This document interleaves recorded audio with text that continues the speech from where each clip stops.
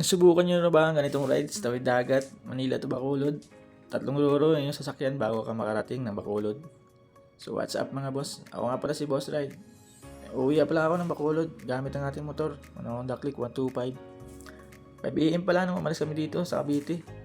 Pabiyahe kami ng Batangas Port. Mahigit kumulang 2 oras ang biyahe bago ka makarating ng Batangas Port.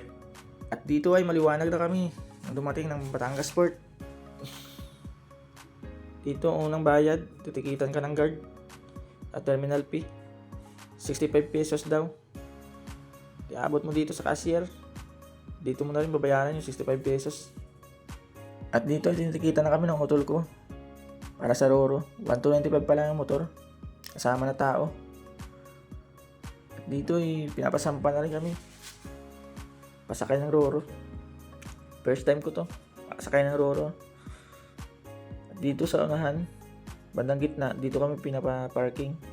At pag akyat namin ng Roro, bumili kami ng noodles. Kasi gawa ng gutom na rin. Takalis na rin yung Roro na sinasakyan namin. At dito hindi ka rin magugutom kasi meron silang 7-Eleven. Dito matatanaw mo na rin yung Monte Maria habang nasa biyahe ka.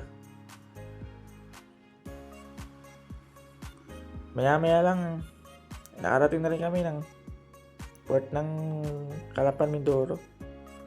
Dito na palang kapatid ko, inantayin ako sa labas. At meron din kami kasama, si Toto. Pauwi rin ng Bacolod. Kaya 3 na kami babiyahe. Kaya hindi na masyadong takot sa daan paggabi. Kasi 3 na kami na biyahe. Bandang kalagitnaan nga lang ng Mindoro naabutan kami ng ulan. Kaya kailangan namin magsuot ng kapote. Para hindi kami lamigin sa biyahe. Kasi medyo malayo pa yung babiyahe namin. Para makarating ng Dangay Port sa Ruas Mindoro, patawid ng Katiklan.